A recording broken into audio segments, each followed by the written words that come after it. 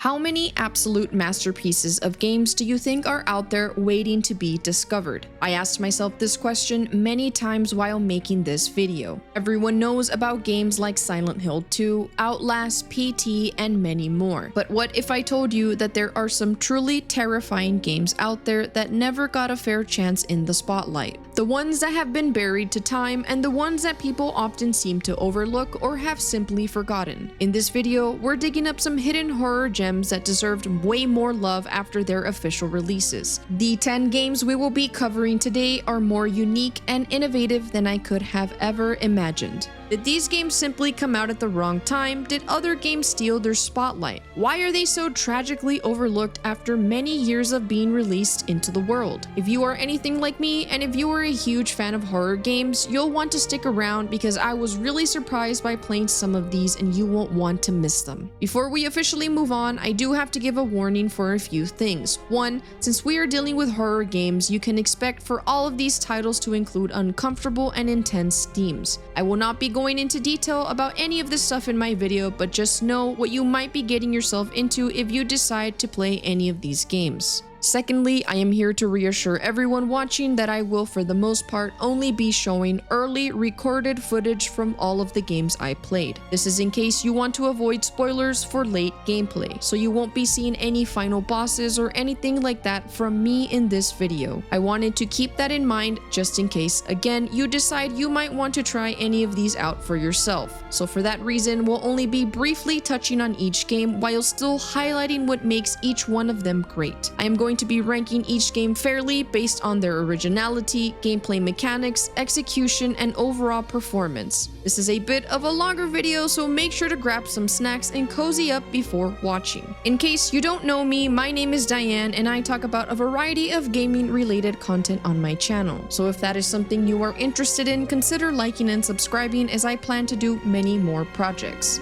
With that said, let's get into some spooky games that are actually way better than anyone could have ever anticipated.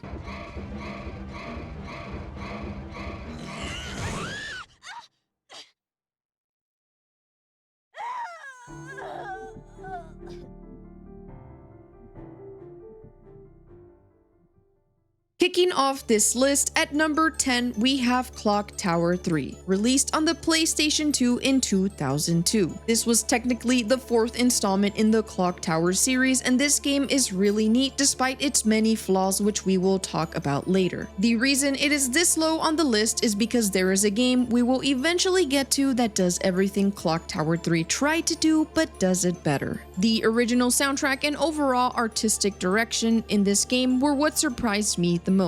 There is also a panic meter mechanic that is introduced, which fills up more as main protagonist Alyssa continues to get stressed out by her environment.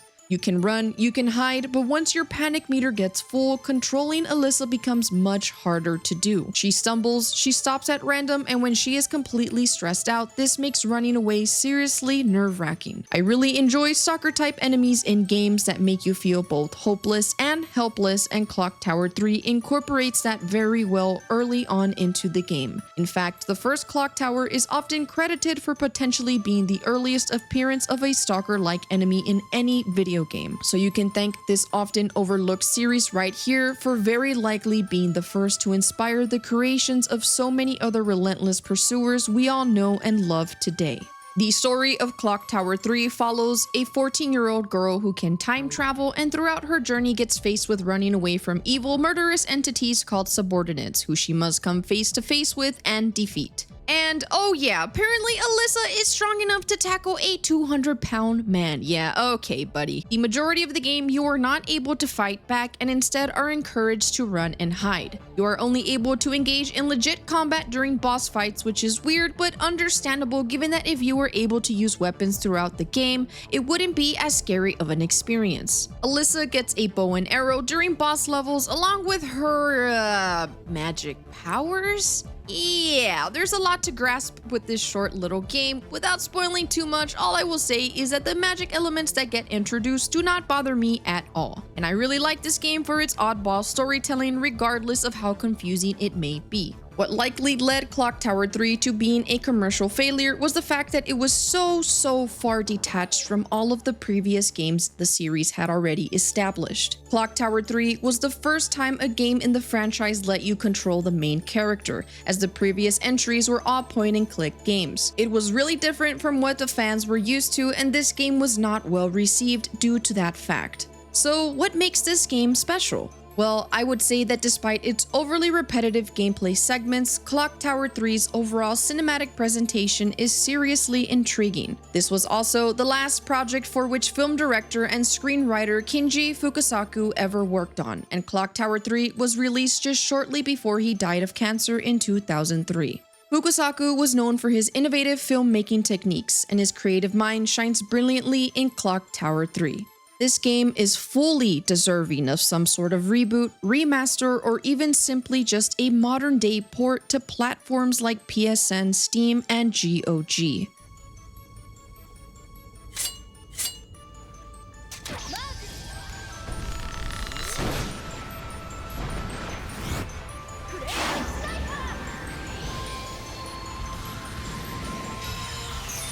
Up next, at number 9, we have Rise of Nightmares, an original Xbox 360 Kinect game that never got a chance because it was, well, a Kinect game. And the Kinect really only had a specific target audience for its games, so Rise of Nightmares only ever reached a small group of gamers. By this point, I had been playing games for 2 weeks, and Rise of Nightmares was one of the last games I played on my list. My back hurt so much. This game was really fun, and I can imagine Rise of Nightmares being even more enjoyable while being played with a group of friends. If you are a streamer, I highly suggest this one, as it can provide some funny moments while still allowing you to be engaging and interactive with your chat. It's like playing a VR game but without the obstructive headset. Now, I wouldn't go out of my way to buy a Kinect or an Xbox 360 if you don't have either or. But if you already own both, I totally recommend trying this one out, because being able to pick up so many different weapons in the game and whacking enemies with a variety of crazy items is way too enjoyable. You can also kick,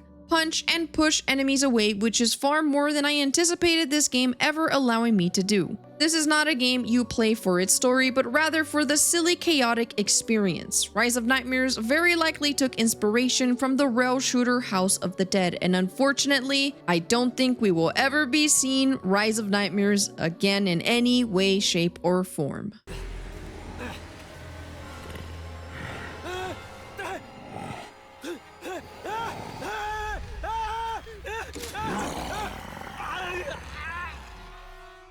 Next up, at number 8, we have Cold Fear. Alright, if you are a Resident Evil fan and want to try something similar to Resi, Cold Fear might be for you, because it is surprisingly a solid game. This game released on the original Xbox, PlayStation 2, and PC in 2005, and the story follows main protagonist Tom Hansen as you investigate a ship to find out why your crew goes missing. The environments in Cold Fear feel cold and spooky, the ship's setting with its narrow corridors works well, the way the boat has a constant rhythmic sway gives Cold Fear a more lively experience, and there are segments where parts of the ship can get slippery and you begin to slide off into the ocean or other dangerous hazards. I have never seen anything like this and thought it was extremely innovative to utilize the game's weather and environment mechanics this way. You can also freely switch between over-the-shoulder and fixed camera angle perspectives. The third-person aiming feels really good, and I had fun landing headshots on the exocells, which are the zombie-like enemies in the game. You can expect some pretty simple backtracking to find keys and unlock doors. However, if you are looking for puzzles, Cold Fear definitely lacks that. There is also a nice selection of weapons and firearms given to you, which makes it more fun. Oh my god, what an amazing game, right? Why is it even on this list? Well, let me tell you a story. Cold Fear, it had a little friend. And that little friend, it pushed Cold Fear right into the ground. Mud and dirt and everything. It was pretty tragic, actually. I saw it with my own eyes. Cold Fear suffered from unfortunate release timing and was drastically affected by being overshadowed by a certain little someone we all know as Resident Evil 4. And I mean, this makes total sense. Resident Evil 4 2005 came out 2 months before Cold Fear, and you're talking about one of the greatest games ever created. A game that revolutionized an entire era of gaming. Yeah, Cold Fear never stood a chance. Gamers were way too busy trying to take down Krauser in professional mode to even care about some random guy on a ship. People didn't want to play with Sheriff Woody anymore, they wanted Buzz Lightyear. Aside from its poor release date timing, Cold Fear legitimately does have some more issues. For me, those issues were the lack of a map, an inventory, and a save room system. There are no autosaves or save rooms, and instead specific points are given to the player at random, where the game asks you if you want to save before progressing. The final boss is also a total pain, and the entire final segment of the game feels rushed, unfinished, and a bit dissatisfying. Cold Fear is ultimately an attempt at a Resident Evil clone, but is still 100% enjoyable and deserves the chance if you ever see it on sale. You will have a lot of fun with this one, as I felt it leaned more toward being on the action side but still had a good balance of being spooky. For easier accessibility, you can find Cold Fear on Steam, and this is the port I recommend getting if you are interested in playing. I would love to see a remake of this game that completely fixes all of the issues Cold Fear had, because I really believe that Cold Fear was simply the perfect storm of bad luck when it released. Who knows, maybe if Cold Fear was fleshed out way more in a remake, it could be great. I'm telling you that she's valuable. Guard her with your life. I'll keep her alive. You'd better. If she dies, it's all over.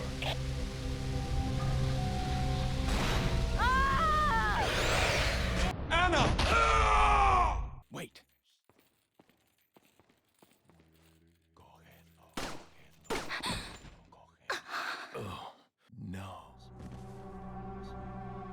Oh, come on, don't lie. I know you've tried that one before.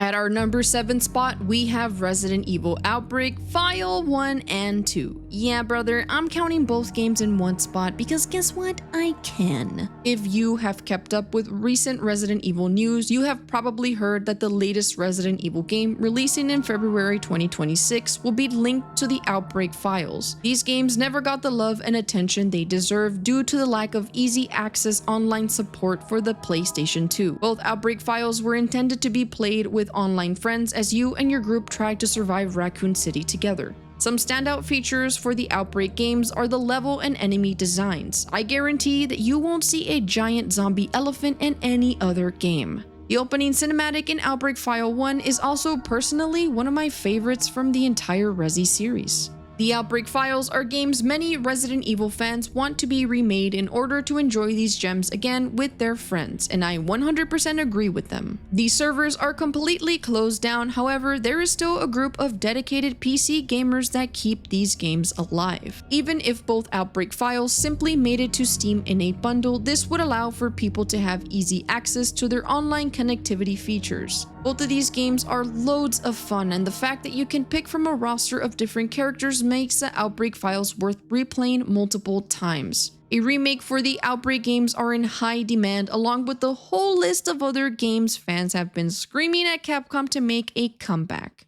And hopefully it is only a matter of time before we are able to see some more remakes of these games.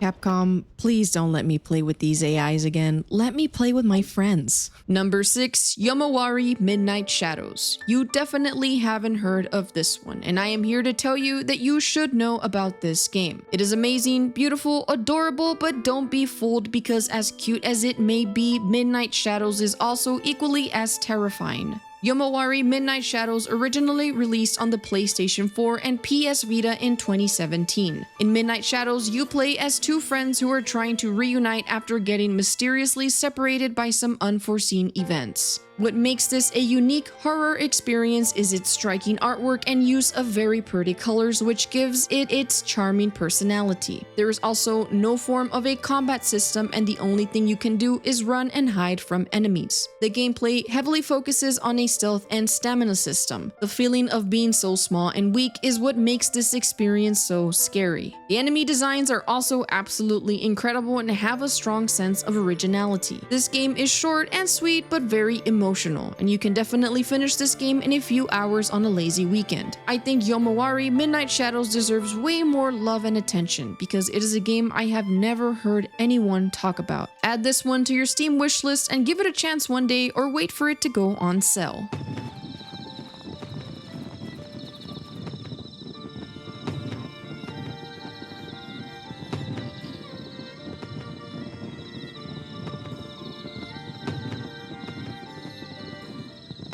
Moving on to number 5, we have Forbidden Siren, also known as Siren in North America. I am not going to sugarcoat this one. Siren is a brutal game, and the difficulty in this game is no joke. If you enjoy unforgiving mechanics in your scary games, then you will love Siren. I'll be honest, the first hour of this game, I was convinced that Siren was kind of BS, and I was ready to give up on it, and then I kept playing, and I still thought it was BS, but I kind of liked it, and then I ended up loving it? What? The atmosphere and sound design of this game are phenomenal, and there were a lot of Silent Hill vibes to be felt while playing Siren. This makes total sense given that both these games share some members and creators. The common enemies reminded me a lot of the Silent Hill 4 ghosts, which are similar in their behaviors and unkillable nature.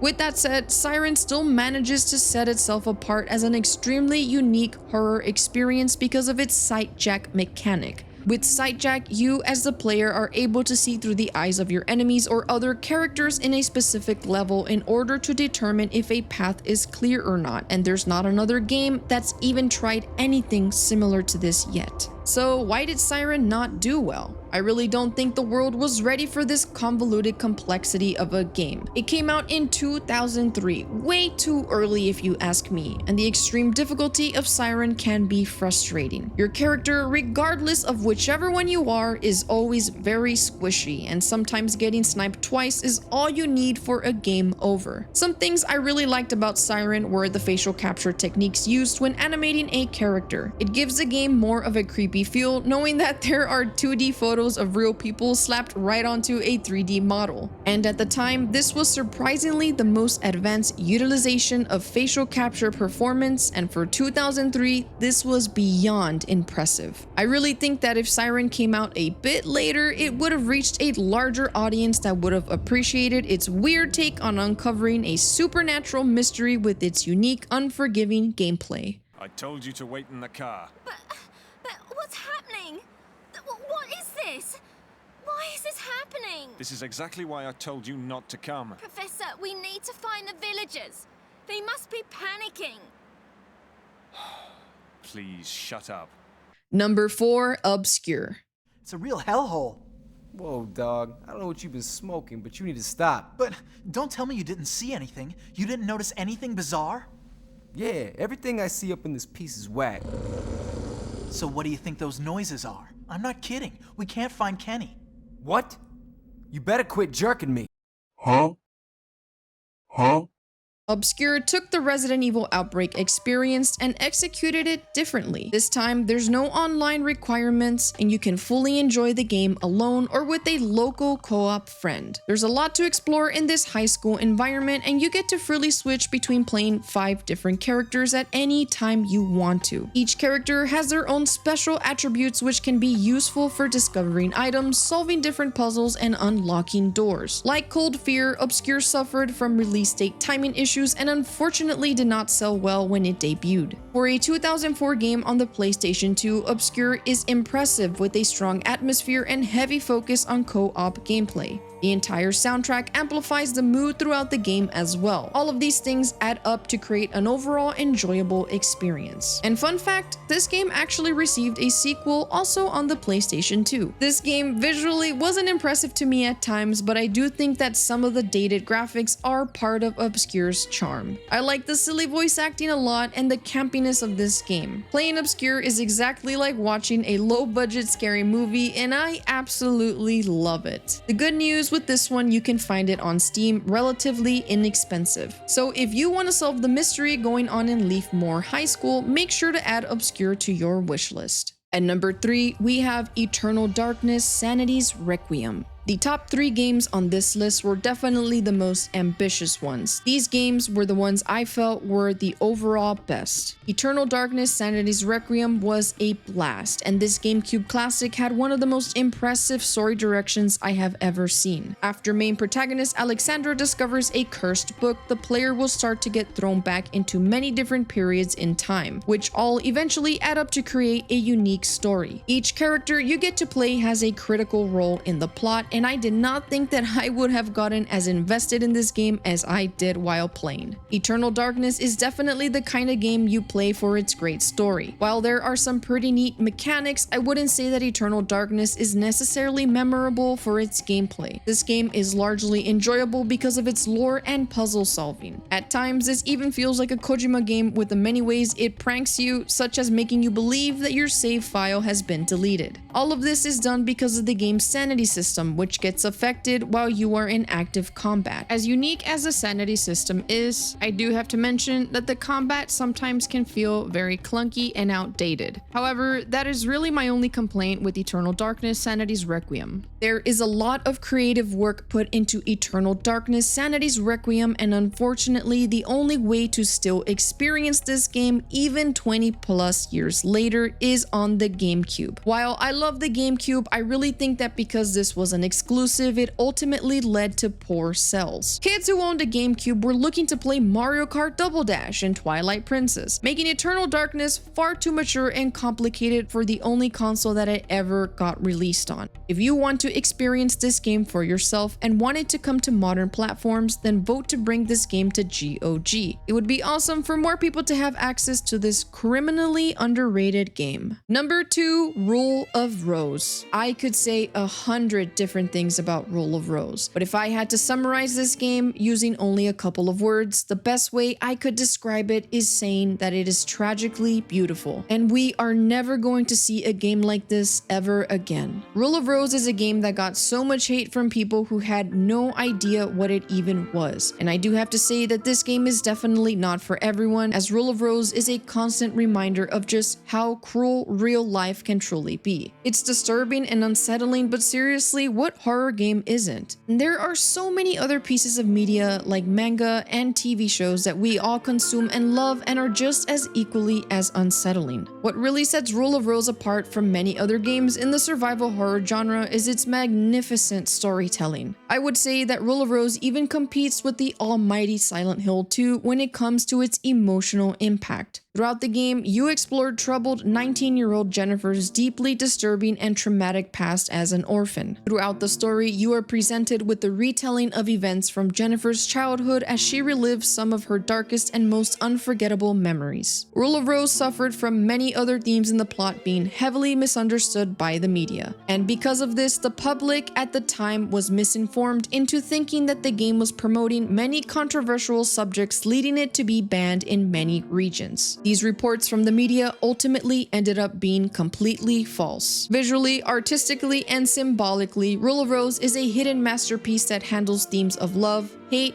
loss, and so much more. And because Rule of Rose excels in all of these departments, I was willing to look past its really horrific gameplay and controls. While I wouldn't say that Rule of Rose is one of my favorite games ever, I do have to mention that in all of my 20 plus years of gaming, I have never played anything like Rule of Rose. Nothing even comes close to the experience. And this is a very impactful and special game on this list because it will always have its mark in gaming history as one of the most ambitious psychological horror narratives ever created. The title for Rule of Rose is my favorite thing about it because it is just absolutely brilliant. The rose itself symbolizes many things throughout the game, but most importantly represents a corrupt and manipulative system of power, and in this world, you must obey the cruel ways of the rose in order to fit into a menacing society. This game was unfairly misunderstood upon release and is still unfortunately widely misunderstood today by those who have heard of it but have yet to play it. If you want to experience this emotional and tragic story, I recommend looking online for the cinematics, as it can feel just like watching a movie. The score for Rule of Rose is fantastic and was composed to fit the themes of the game perfectly. Rule of Rose definitely has some of the most beautiful music ever created. If you are a collector like me, Rule of Rose is a dream for your collection and is considered to be one of the rarest and most sought after PlayStation 2 titles of all time. So if you ever see Rule of Rose hiding in some random garage sale, make sure to take this gem home. As for a remaster or remake of Rule of Rose, I unfortunately don't think we are ever going to see one, but here's to wishful thinking.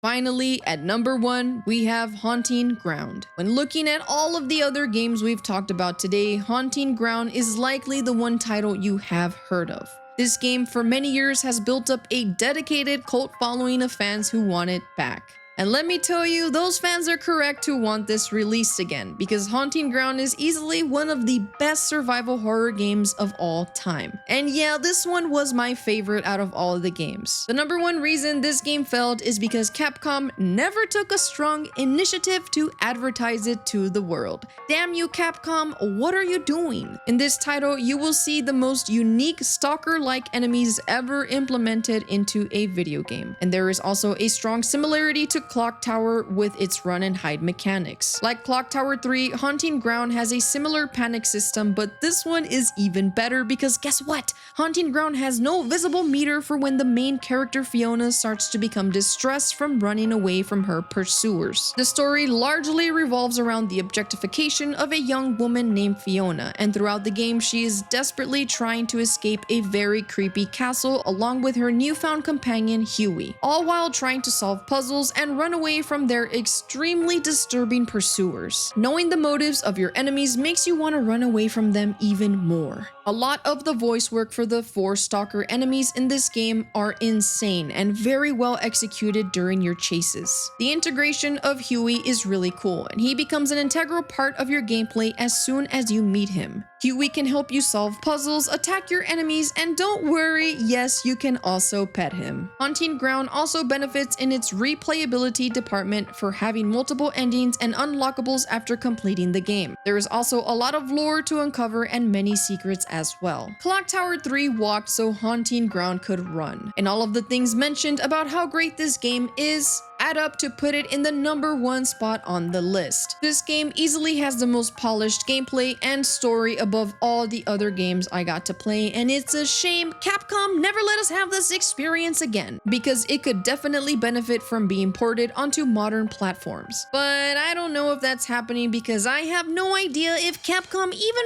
remembers that they made this game in the first place. After making this video, I realized that Capcom has a lot on their plate. Better get to work, Capcom! Chop chop! Anyways, that is it for me today, and I hope you all enjoyed this video. I know I had a lot of fun playing so many different games, and this was definitely my lengthiest project yet.